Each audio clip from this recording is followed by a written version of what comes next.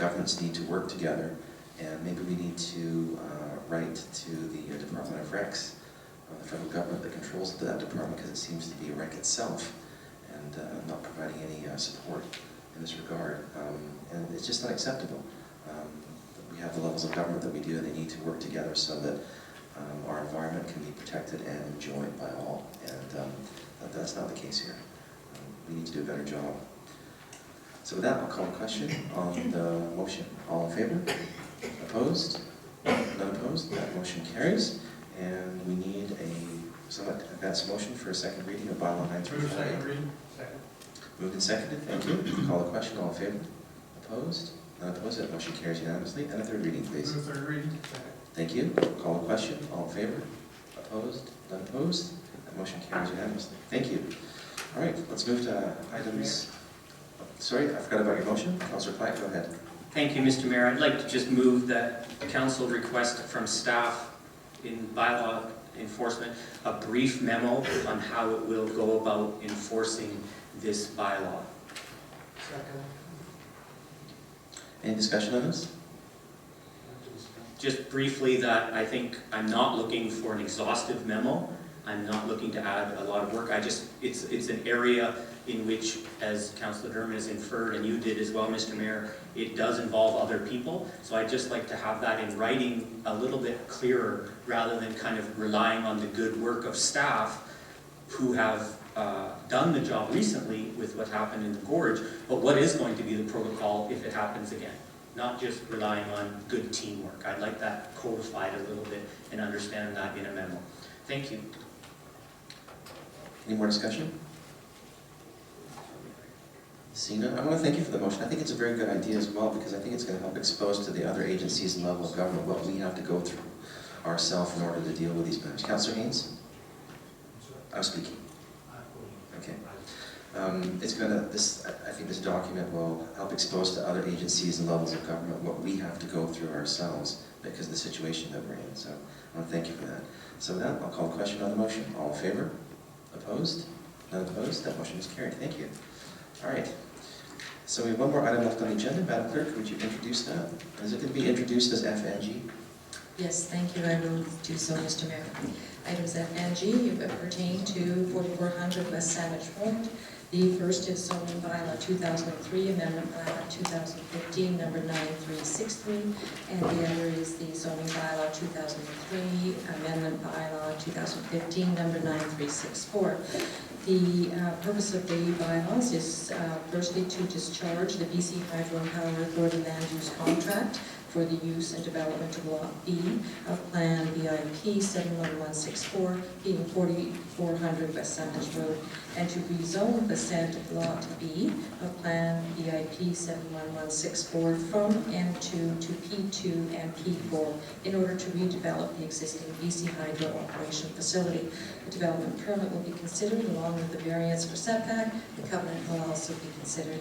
Council is in receipt of report from the Director of Planning dated November 23rd and September 23rd, both of 2015, recommending that the land use contract be discharged, recommending approval of the rezoning application and approval of the development permit, with an amendment to move the secondary access route northward to provide area for a third tennis court.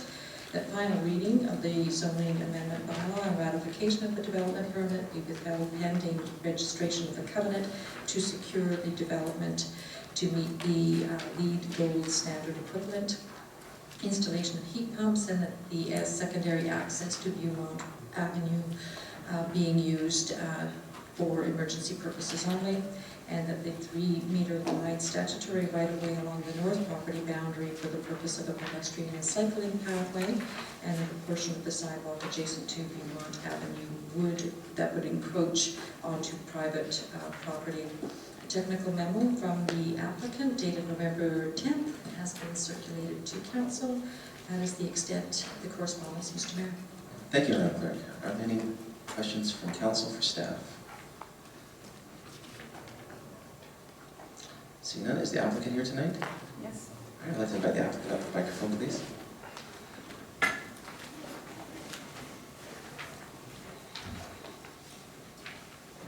Welcome back. Thank you. Good evening, Mr. Mayor, councillors.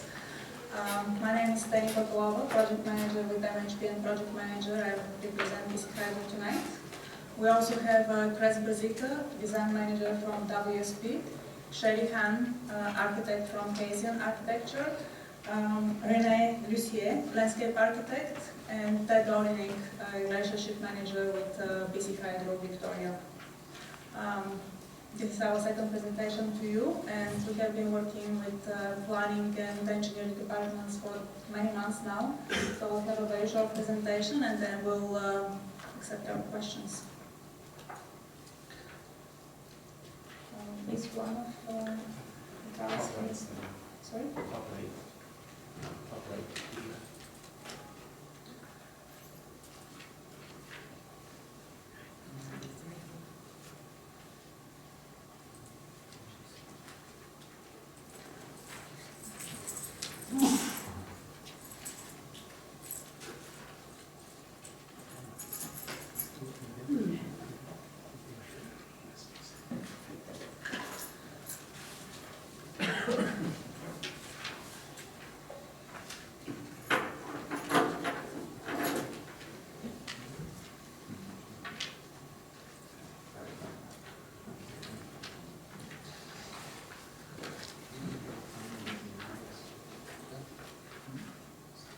Councillor Platt, what are you looking for? I'm just looking for the reference to the November 10th document. What page number in our application is it, Mr. Mayor, or do you have it?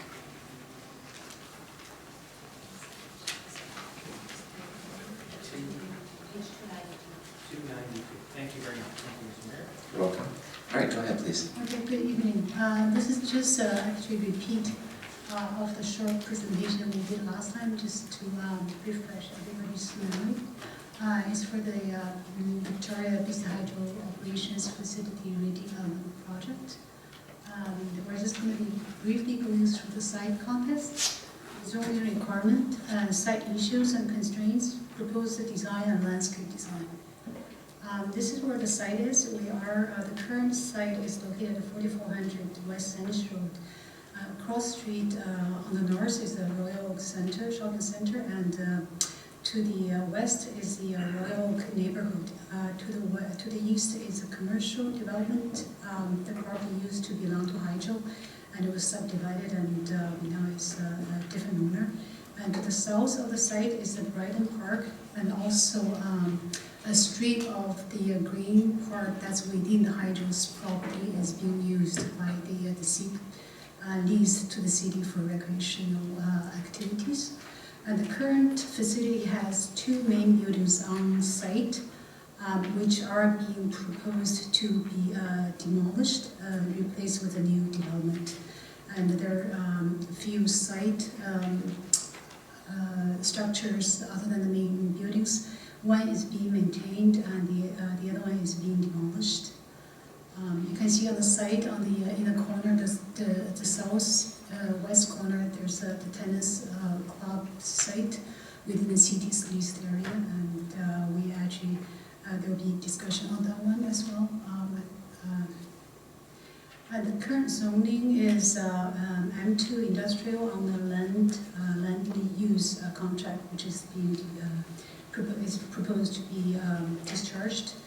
The redevelopment has elected to discharge the land use contract in favor of a new DP. The proposed zoning is P2 utility zone and P4 recreation and open space zone, which is the southern piece of the site.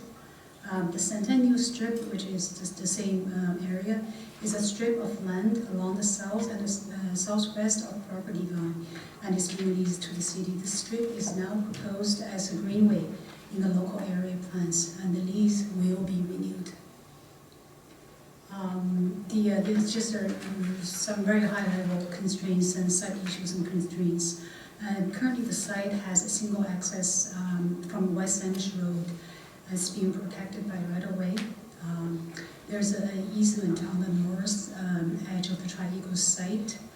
The current building location of existing buildings, and then it shows the leased area, the boundary of the area.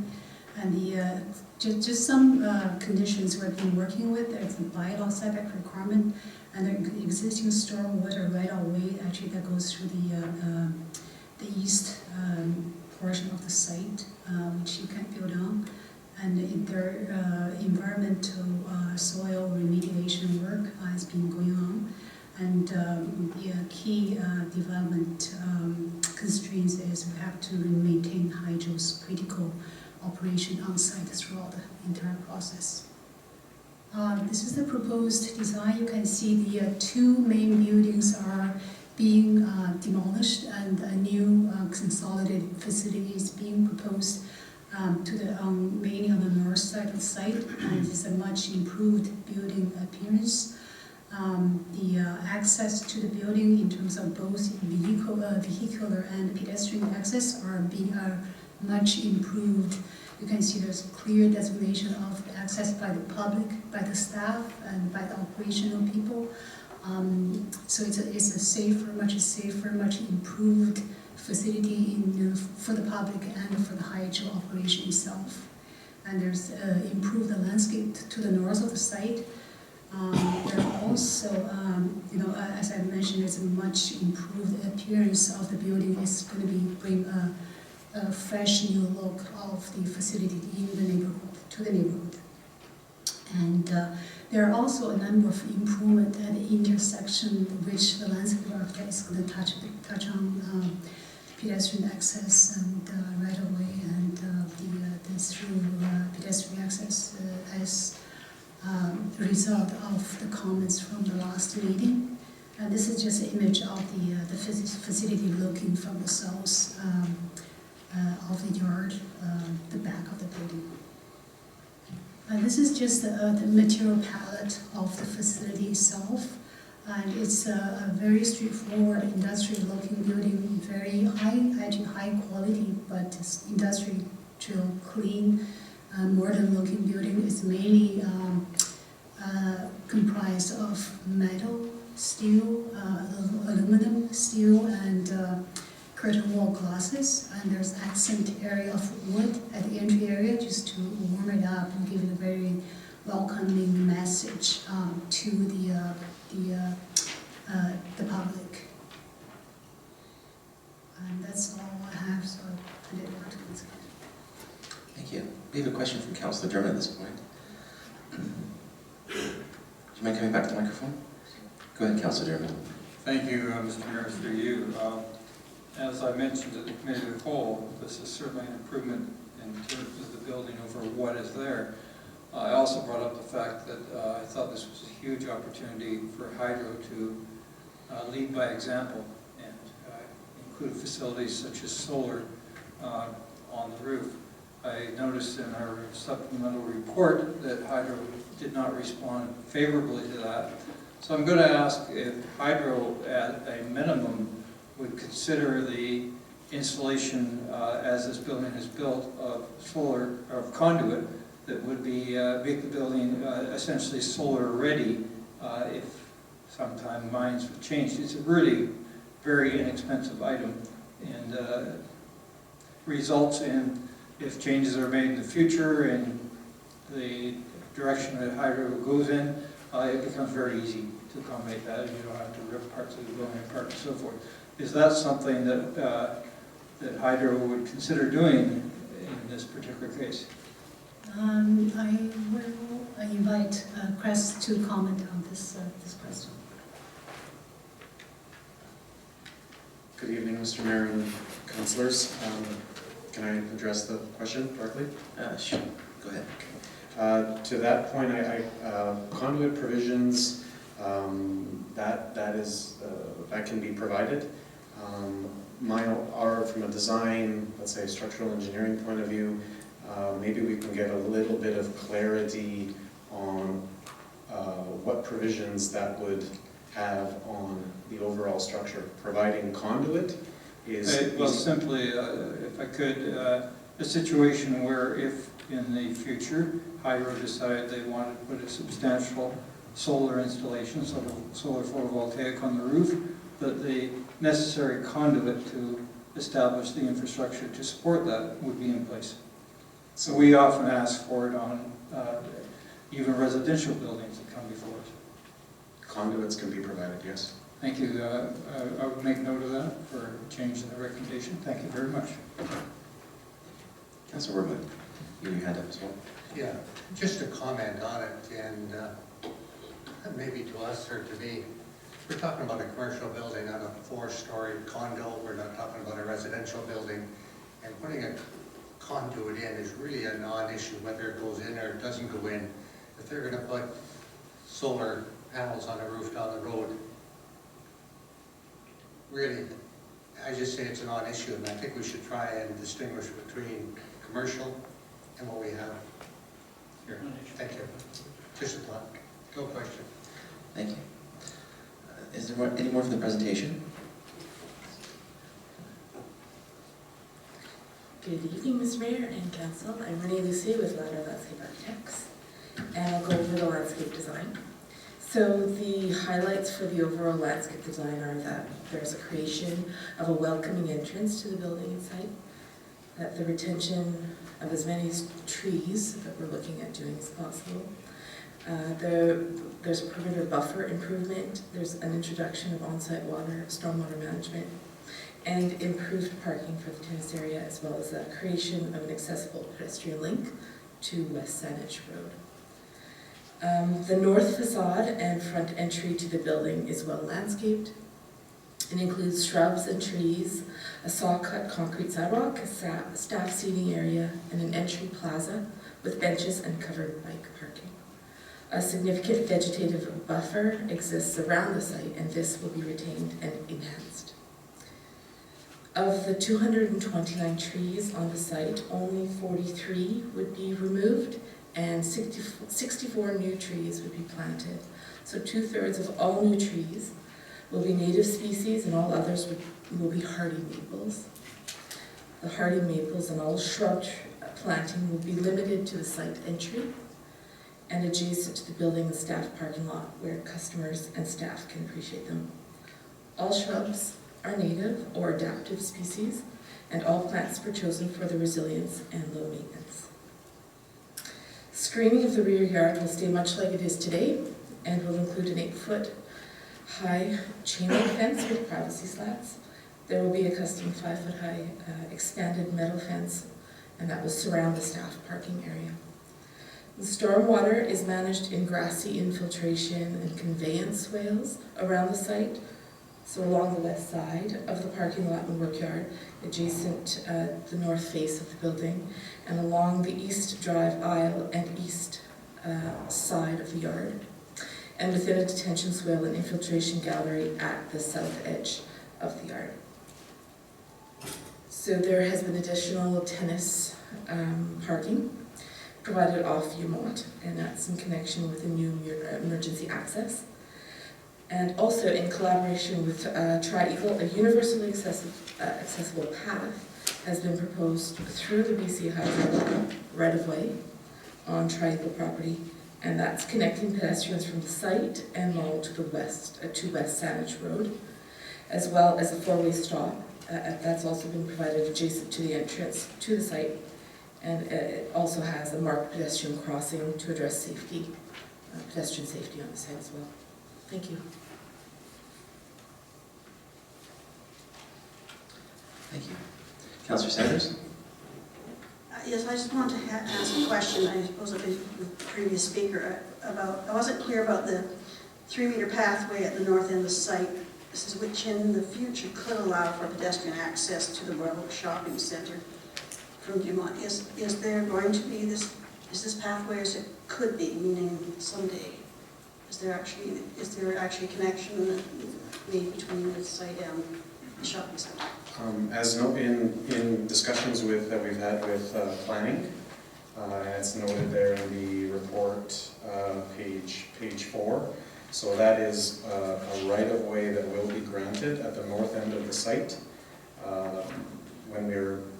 During our discussions with planning, they said that it would be the right-of-way would be implemented as part of possibly the development that's going to happen on the west side of the site. It's going to continue on to Viewmont. west of Viewmont. So I'm still confused, but that's happens.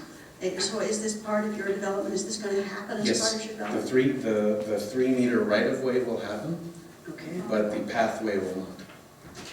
but the pathway won't. No. So the right-of-way, and how is that finished, the right-of-way? To provide provisions for further extension off to Viewmont as part of the west development that's going to happen. Yeah, I looked at this address, 4396, but it's up. It's up here, so our pathway would end right here. There's no way of continuing it to Viewmont.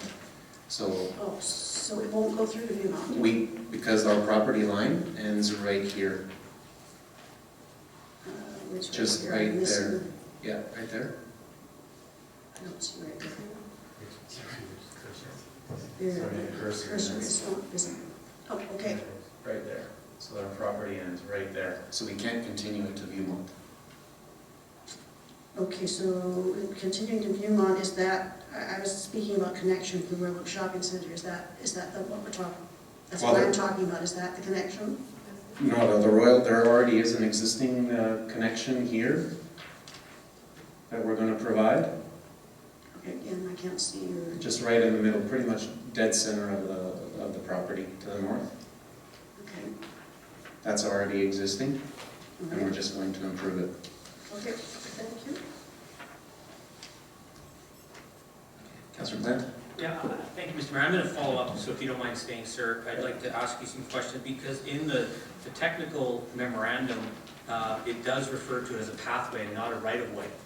And so I'm just trying to understand, having heard what Councillor Sanders said, I appreciate that Garrick is owner of the property to the west, and they are amenable, I understand, potentially coming forward to say that they will participate in creating this pathway. But I think I just heard you say it's going to be a right-of-way, not a pathway. Can you clarify? Because this document says it's to create a pedestrian corridor. Are you referring to item 3 on page 4? I'm referring to the WSP technical memorandum, which I believe came from Ms. Yeah, so it's item 3 in this report, in the supplemental report. Okay, so I'm happy. So we have, it says, the proposed right-of-way would complement the pedestrian pathway proposed at the north end of the adjacent Tri-Eagle development, linking it to the existing pedestrian bicycle pathway along West Saanich Road. So we are talking about the pathway at the north end of the property. But to which there is not currently a pathway. There is not, no provisions for.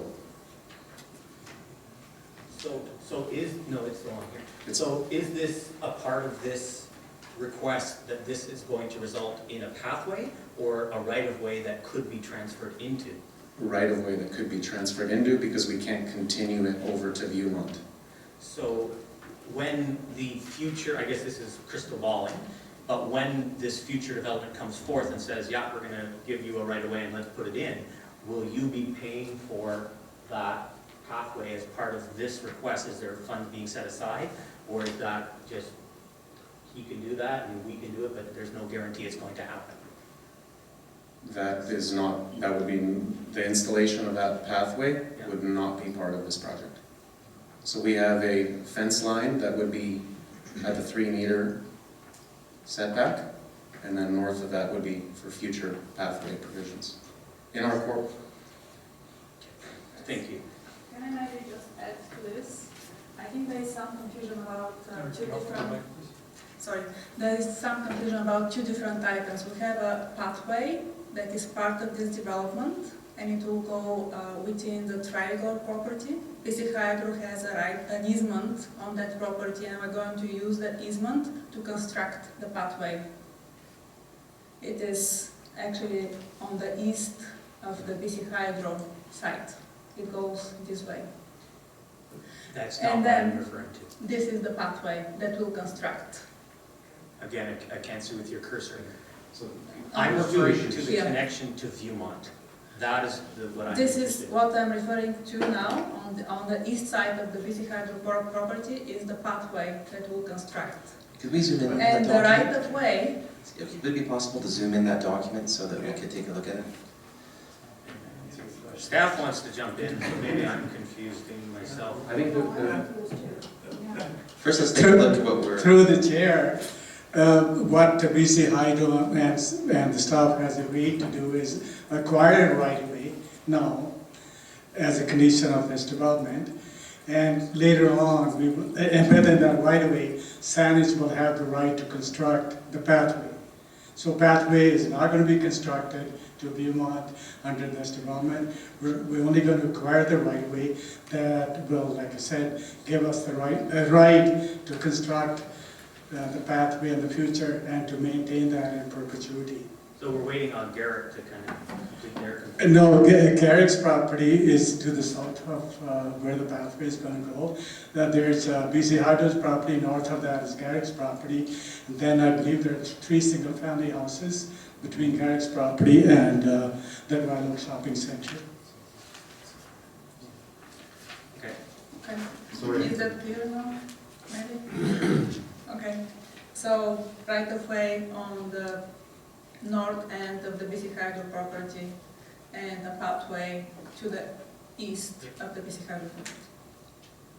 Okay, great. All right, thank you for that clarification. Are there any more questions or any more from the applicant? Yes, I'd like to just, for clarity, on the supplemental report, an item on page 5 of the supplemental report, item 4, it says covenant securing constructing the development to meet LEED Gold standard or equivalent. So throughout the process, we've said that this is going to be a sustainable design designed to LEED Gold standards. This project will not be LEED certified. So the one thing that we will provide further clarity to planning is we propose providing planning and the District of Saanich with the energy model that provides some backup information as it relates to the energy conservation measures that are going to be implemented on this project. So we just want to confirm that that will satisfy this requirement, because I think the way it's written right now, it is not very clear, or could be open to interpretation down the road. Thank you. Can we get a clarification from our planner about this? Thank you, Mr. Mayor. The way it is worded actually does meet exactly what the applicant is proposing. We always put an equivalency in there, so if the applicant can't achieve LEED Gold for various reasons, they show the planning department how they are equivalent to LEED Gold. All right, so if I understand it correctly, when it says LEED Gold, it's referring to the certification. When it says or equivalent, it's referring to documentation, modeling, and so forth that meets the equivalent.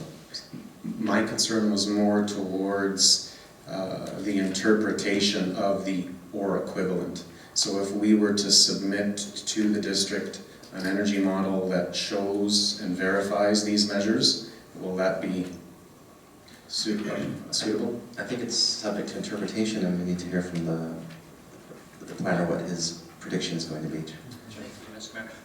If the applicant is able to show us how it is equivalent to LEED Gold, and through their architecture, through their professional accredited consultant, then certainly we would accept that.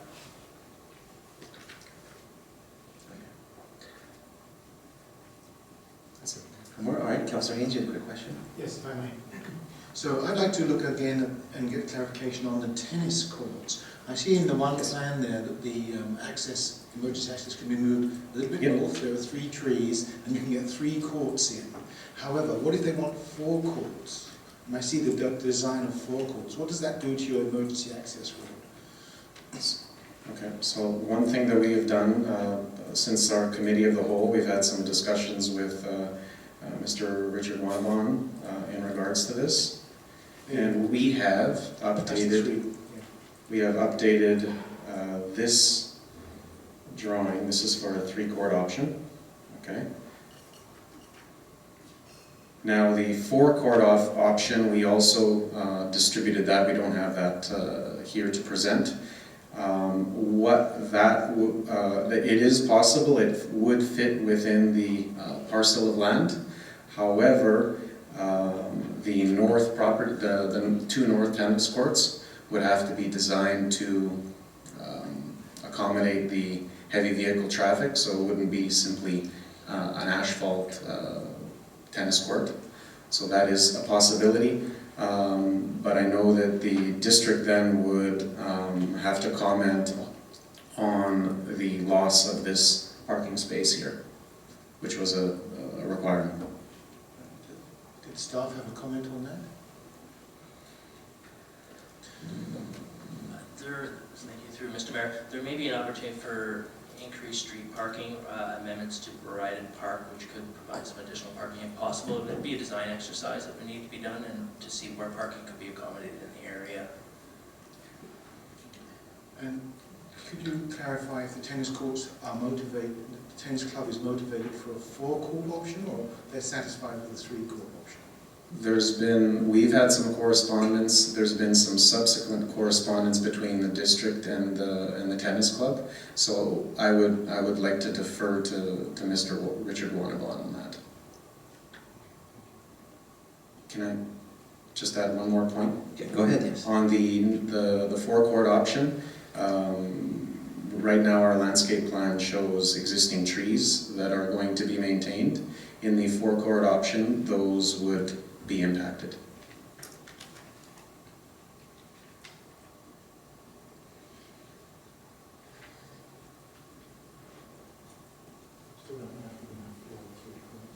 I think we're going to wait until we hear from the, I believe he's in the back there. He's going to come up and speak at some point as a member of the public.